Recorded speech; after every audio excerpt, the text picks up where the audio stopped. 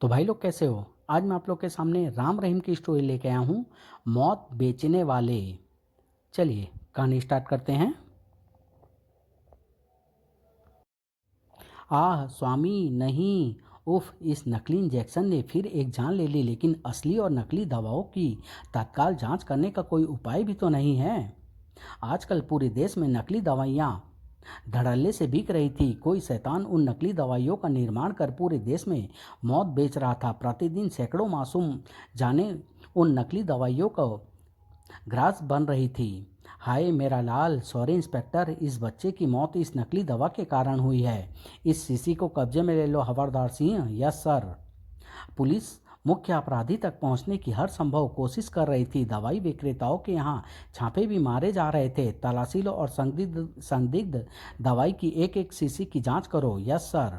नकली दवाइयों के विक्रेता भी इतने चालाक थे कि कानून उन्हें अपने शिकंजे में नहीं ले पाता था। सर, पूरी जांच पड़ताल के बाद भी कोई संदिग्ध दवाई नहीं मिली। ओह, फिर असफलता। सॉरी मिस्टर, मुझे अफसोस है कि आपको बिना वजह कष्ट उठाना पड़ा। केवल सॉरी कह देने से ही आप नहीं बच सकेंगे इंस्पेक्टर। मैं आप पर मानहानि का दावा करूंगा। आप तुरंत यहाँ से चले जाइए। इस तरह पुलिस विवश होकर रह जाती थी। ओफ, विवश।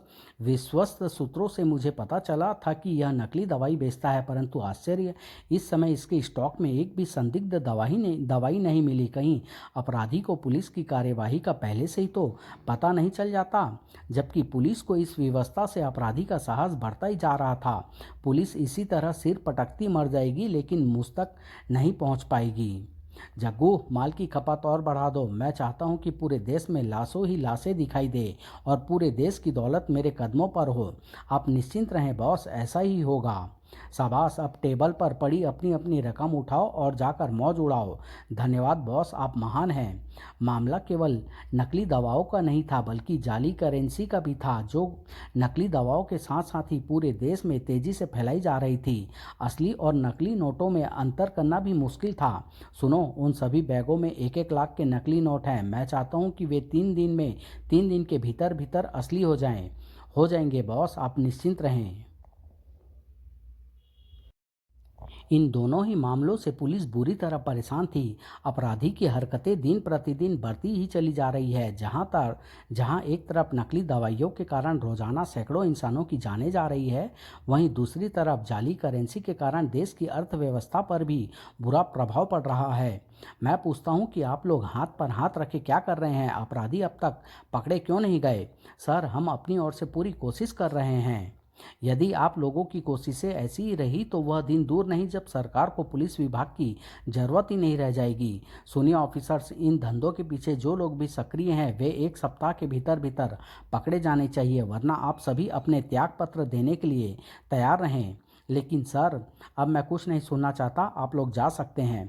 परंतु जब अपनी पूरी कोशिशें करने के बावजूद भी पुलिस अपराधियों को पकड़ने में नाकामयाब रही तो गृह मंत्री जी पुलिस कमिश्नर को तलब करने पर मजबूर हो गए। मिस्टर सिंह, आप जाली नोट व नकली दवाओं वाले दोनों केसों की फाइलें मेरे सुपुर्द कर दीजिए। प्लीज़ सर, मुझे कुछ समय और दीजिए। मैं आपको विश्वास दिलाता हूं कि अपराधी जल्द से जल्द कानून के शिकंजे में होंगे। बेकार है। अब मुझे विश्वास हो चुका है कि इन केसों को हैंडल करना आपके बस की बात नहीं है। अतः मैंने और अधिक समय नष्ट करने की बजाय ये दोनों के सीक्रेट सर्विस के हवाले करने का फैसला कर लिया है। ओह, मजबूरी में कमिश्नर साहब को दोनों केसों की फाइलें गृह मंत्री को सौंपनी पड़ी। अगले दिन गृह मंत्री ने सीक्रेट सर्विस के चीफ मिस्टर मुखर्जी को बुलावा भेजा। मिस्टर मुखर्जी, नकली दवाइयों और जाली करेंसी वाले दोनों केस मैं आपके सुपुर्द करता हूँ। ये उन दोनों केसों की फाइलें हैं। और हाँ, इन दोनों अवैध धंधों में लगे मुजरिम जल्द से जल्द पकड़े जाने चाहिए, वरना आप स्वयं ही अंदाजा लगा सकते हैं कि ये खतरनाक अपराधी पूरे देश के लिए आगे चलकर कितनी बड़ी मुसीबत बन जाएंगे। आप निश्चिंत रहें सर, अपराधी जो कोई भी है अब ज़्यादा दिनों तक आज़ाद नहीं रह पाएंगे। जल्दी ही कानून का कठोर पंजा उनकी गर्दन पर होगा। गृह मंत्री से विदा लेकर चीफ मुखर्जी वापस लौट पड़े। इधर कर्नल राघव की कोठी पर, राम भैया, आज हम सारा दिन तफरीह में बाहर ही गुजारेंगे। पहले पहले मॉर्निंग शो देखेंगे, फिर किसी होटल में लंच लेंगे। इसके बाद भैरून ले चलकर बोट बोटिंग करेंगे, उसके बाद फिर इवनिंग शो देखने और उसके बाद बस आगे का प्रोग्राम मैं समझ गया। फिलहाल तुम बनना संवरना बंद करो और जल्दी से घर से निकल चलो। शुक्र समझो कि डैडी किसी काम से बाहर गए हैं और मम्मी घर के काम काज में जुटी है, वरना समय से पहले ही तुम्हारी सारी इच्छाओं का गला घुट जाता। अरे तो यार चलो ना, मैं तो बिल्कुल तैयार हूँ। परंतु जैसे ही वे कमरे से बाहर निकलने को हुए, ट्रिन ट्रिन ट्रिन, इस कमबख्त फ़ोन को भी इसी समय रोना था। ठहरो मैं देखता हूँ। Hello, Ram speaking. बेटे राम, मैं तुम्हारा चीफ अंकल बोल रहा हूँ। तुम तुरंत रहीम के साथ हेडक्वार्टर चले आओ। कोई विशेष बात चीफ? हाँ, लेकिन वह बात मैं तुम्हें फ़ोन पर नहीं बता सकता। ठीक है चीफ, हम 15 मिनट में पहुँच रहे हैं। शायद चीफ का फ़ोन था। हाँ, उन्होंने हमें तुरंत हेडक्वार्टर बुलाया है। वह तो मैं फ़ोन की घंटी बजते ही समझ गया था कि इतनी सुबह यदि कोई हमारे प्रोग्राम का सत्यानाश कर सकता है तो वे चीफ ही हो सकते हैं। अच्छा अच्छा, अब मिर्चें चबाना छोड़ो और मेरे साथ हेडक्वार्टर चलो। ठीक 15 मिनट पश्चात वे चीफ मुखर्जी के ऑफिस में उनके सामने बैठे थे। क्या बात है चीफ, आज काफ़ी समय बाद हम आपको फिर अत्यंत गंभीर देख रहे हैं। बात ही कुछ ऐसी है मेरे बच्चों, आजकल देश में नकली दवाइयाँ और जाली नोट धड़ल्ले से बेचे जा रहे हैं।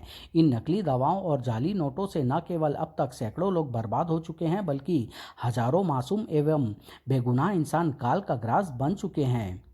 जबकि इन धंधों के पीछे लगे जहरीले सांप कानून और इंसानियत की बेबसी पर अट्ठास लगाते हुए धन बटोर रहे हैं। कहकर चीफ ने उन्हें सारी बात कह सुनाई। सब कुछ सुनकर राम रहीम का चेहरा क्रोध से तमतमा उठा। आप चिंता न करें चीफ, इंसान की खाल में छुपे उन हिंसक भेड़ियों को हम पाताल से भी खोज निकालेंगे जो अपने घिनौने स्वार्थ के लिए देश और मासूम जिंदगियों से खिलवाड़ कर रहे हैं।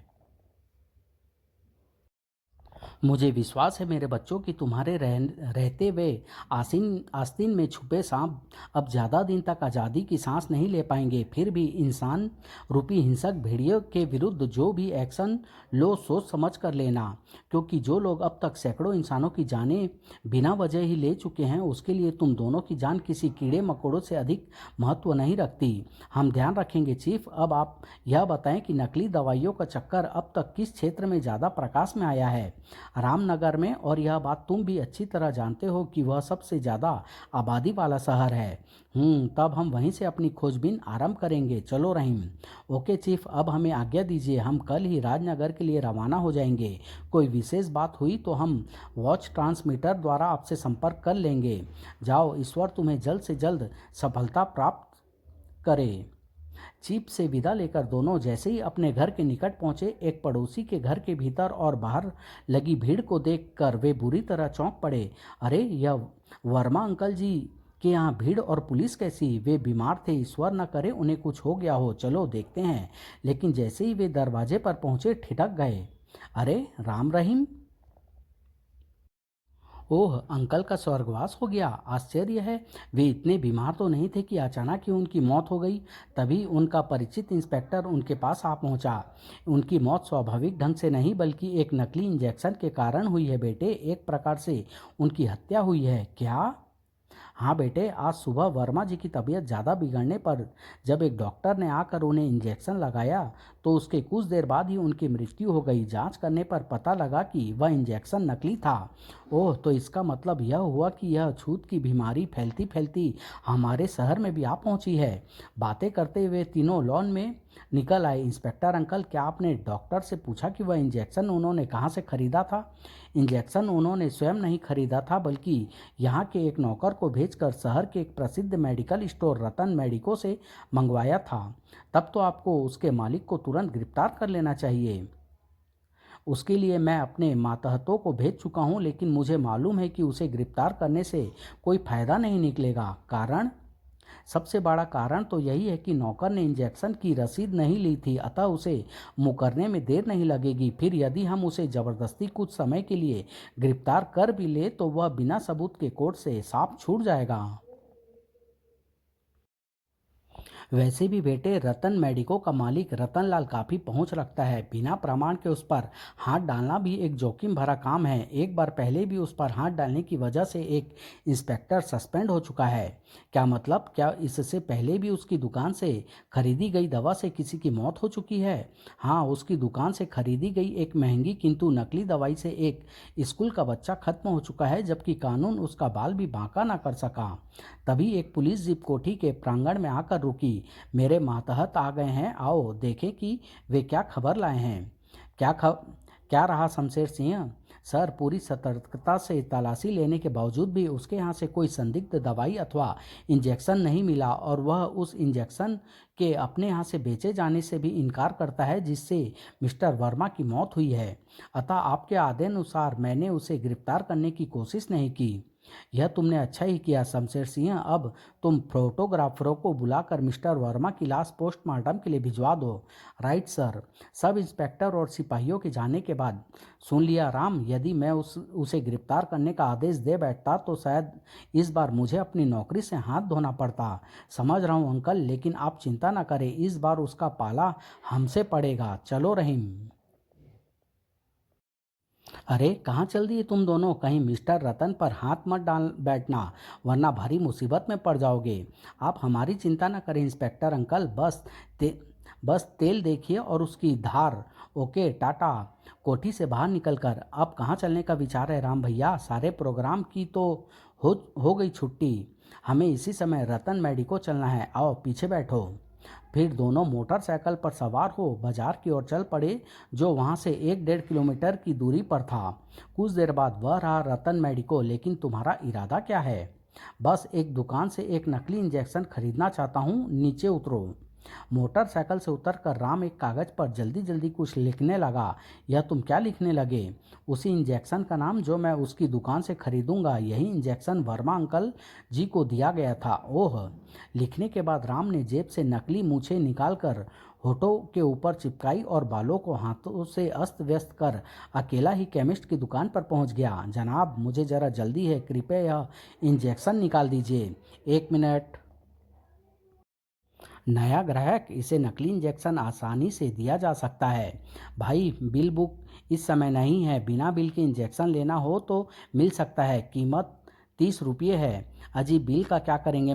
बिल का क्या, मैं अचार डालूंगा। आप मुझे इंजेक्शन दीजिए और यह लीजिए 30 रुपये। केशव, पर्ची में लिखा इंजेक्शन इन साहब को जरा केशव, पर्ची में लिखा इंजेक्शन इन साहब को जरा जल्दी ला कर दो। जी, बहुत अच्छा। इसका मतलब है कि नकली माल इस समय भी उनके पास है। कुछ मिनट बीतने पर, इतनी देर हो गई, दवाई अभी तक नहीं आई। क्या आपका आदमी वह दवाई किसी दूसरे शहर से लेने गया है? बस 1 मिनट जनाब, अभी आ जाता है। लीजिए, आ गया। क्यों केशव, इतनी देर कैसे कर दी तुमने? जनाब, अब यह इंजेक्शन स्टॉक में और नहीं है। बड़ी मुश्किल से केवल यही एक पीस मिला है। ठीक है ठीक है, लाओ। राम दवाई लेकर दुकान से बाहर निकला और रहीम की ओर चल पड़ा। 100% यह इंजेक्शन नकली होगा, लेकिन पहले इसकी जांच करा लूं, फिर निपटूंगा इससे। क्या रहा, इंजेक्शन तो मिल गया, लेकिन इसकी जांच कराने के लिए हमें इसी समय मिस्टर भटनागर की लेबोरेटरी चलना होगा। भैया, तुम तो खामोखा जांच करने के चक्कर में पड़ रहे हो। पहले इसकी गर्दन नापो, जांच फिर करा लेंगे। यदि यह असली निकला तो वाकई, तब तो हमारी गर्दन नप जाएगी। बस इसलिए मैं पहले इसकी जांच करा लेना चाहता हूँ। लगभग 15 मिनट के बाद दोनों मिस्टर भटनागर की लेबोरेटरी में उनके सामने खड़े थे। अरे राम रहीम। Hello mister Bhatnagar. कहो भाई, इतने दिनों बाद कैसे आना हुआ? मैं इस इंजेक्शन को टेस्ट कराना चाहता हूँ डॉक्टर। मैं जानता था कि बिना काम के तुम समय बर्बाद करने यहाँ नहीं आ सकते। खैर, तुम दोनों बैठो, मैं 1 घंटे में इसकी रिपोर्ट देता हूँ। Thank you doctor. फिर डॉक्टर भटनागर अपनी प्रयोगशाला में प्रविष्ट हो उस इंजेक्शन के परीक्षण में जुट गया। लगभग 1 घंटे के पश्चात राम, यह इंजेक्शन नकली ही नहीं, जहरीली भी है। इसके शरीर में प्रविष्ट होने के 5 मिनट बाद ही मरीज दम तोड़ देगा। ओह, इसका मतलब यह हुआ कि वह वास्तव में ही नकली दवाइयाँ बेचता है, और उससे मालूम हो सकता है कि ये नकली दवाइयाँ वह कहाँ से खरीदता है। है। राम भैया, मुझे तो आश्चर्य इस बात पर हो रहा है कि इंस्पेक्टर श्याम के मातहतों को उसकी तलाशी लेने पर कोई नकली दवाई क्यों नहीं मिली, जबकि उनके कुछ ही देर बाद जब हम पहुंचे तो उसने तुम्हें यह नकली इंजेक्शन उपलब्ध करा दिया। इसका कारण भी अब मेरी समझ में आ रहा है रहीम। जरूर उसकी दुकान के नीचे कोई अंडरग्राउंड तहखाना होगा और ज़रूरत पड़ने पर वे वहीं से नकली दवाई निकालते होंगे। तभी तो उसके सेल्समैन को यह इंजेक्शन लाने में लगभग 15 मिनट का समय लग गया था। खैर, अंत अतः वह मेरे हाथों नहीं बचेगा, लेकिन उस तहखाने को खोजे बिना उस पर हाथ डालना उचित ना होगा भैया।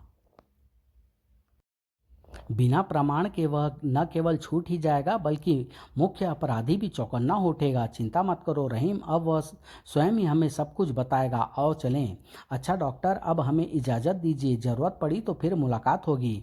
मुझे बेहद खुशी होगी राम। मेरी हार्दिक इच्छा है कि तुम दोनों इन मौत बेचने वाले शैतानों को जल्द से जल्द खत्म करो। डॉक्टर भटनागर से विदा लेकर दोनों बाहर आकर अपनी मोटरसाइकिल पर सवार हुए। और अब क्या प्रोग्राम है तुम्हारा? फिलहाल सीधे घर चल रहे हैं। जो कुछ करना है रात को करेंगे। और रात के 1 बजे जब दूर दूर तक माहौल अंधकार और सन्नाटे में डूबा हुआ था, यही है रतन मेडिको के मालिक रतन लाल का निवास स्थान। हाँ, और शायद रतन लाल समेत सभी इस समय गहरी नींद सोए हुए हैं। मेरे पीछे आओ। लेकिन भैया, भीतर प्रविष्ट कैसे होंगे? गेट बंद है और चार दीवारी इतनी ऊंची है कि फल्लांगी नहीं जा सकती। पिछवाड़े की ओर चलते हैं, हो सकता है वहां से भीतर प्रविष्ट होने का कोई मार्ग मिल जाए। कोठी के पीछे पहुंचने पर बन गया काम। इस पेड़ पर चढ़कर हम आसानी से भीतर पहुंच सकते हैं।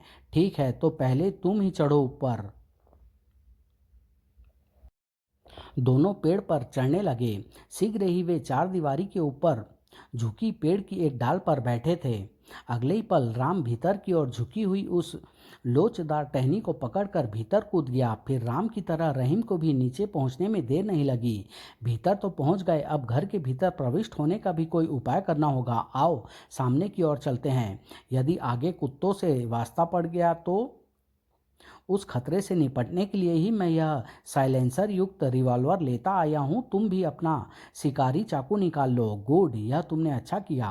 कुछ आगे बढ़ने पर वह देखो, एक खिड़की खुली है। उससे होकर हमें भीतर पहुँचने में कोई दिक्कत नहीं होगी। लगता है आज हमारे सितारे पूरी बुलंदी पर हैं।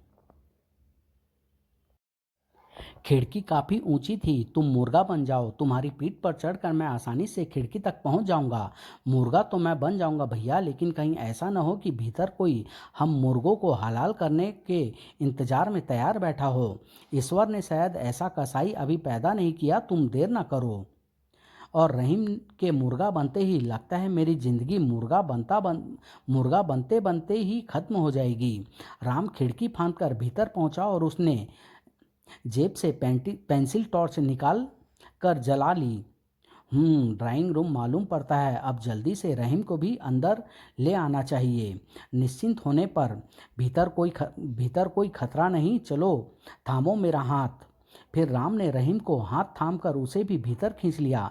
चले चले चले आओ, लेकिन किसी भी खतरे से निपटने के लिए तैयार रहना। चिंता मत करो।